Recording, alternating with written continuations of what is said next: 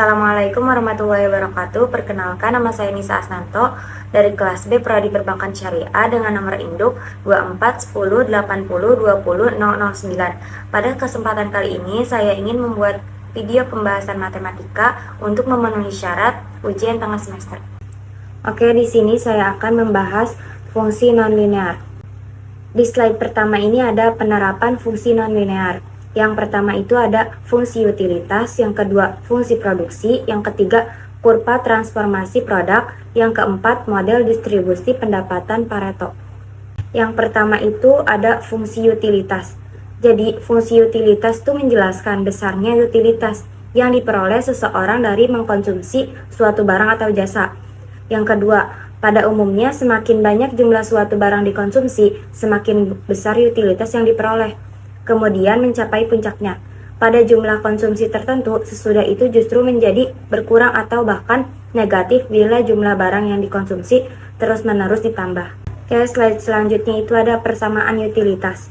Yang pertama, utilitas total adalah U sama dengan FQ. Terus yang kedua itu ada utilitas marginal. MU sama dengan delta U per delta Q. Jadi, utilitas total mencapai puncaknya ketika utilitas marginal 0 dan berkurang ketika utilitas marginal negatif.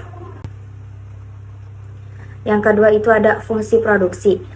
Bentuk fungsi produksi total yang nonlinear pada umumnya berupa sebuah persamaan kubik yang mempunyai titik belok dan sebuah titik puncak.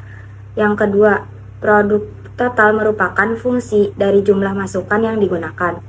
Terus yang ketiga, dalam konsep produksi juga dikenal pengertian rata-rata dan marginal. Selanjutnya itu ada persamaan produksi. Q sama dengan F. Q sama dengan output. Lalu K itu modal, L tenaga kerja, R kekayaan alam, dan T itu teknologi. Lalu slide selanjutnya juga ada fungsi produksi satu faktor.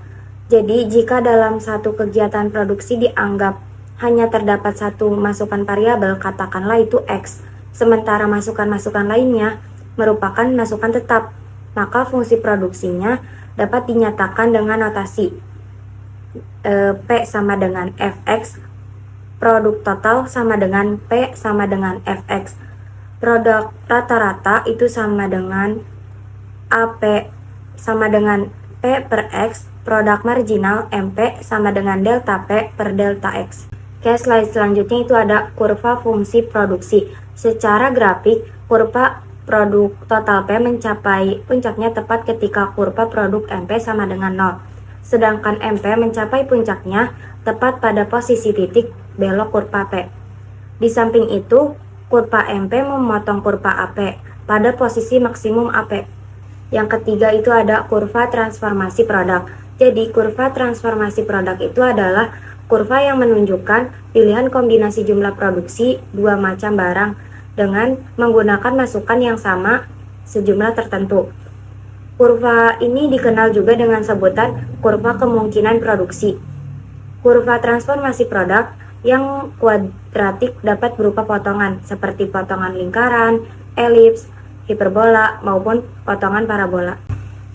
Yang keempat itu ada model distribusi pendapatan Pareto. Menurut Vilfredo Pareto, jumlah penduduk dari suatu populasi A yang berpendapat melebihi X adalah N sama dengan A per XB, di mana B merupakan suatu parameter atau besaran populasi tertentu, pada umumnya kisaran 1,5, kecuali ditentukan lain nilai B sama dengan 1,5.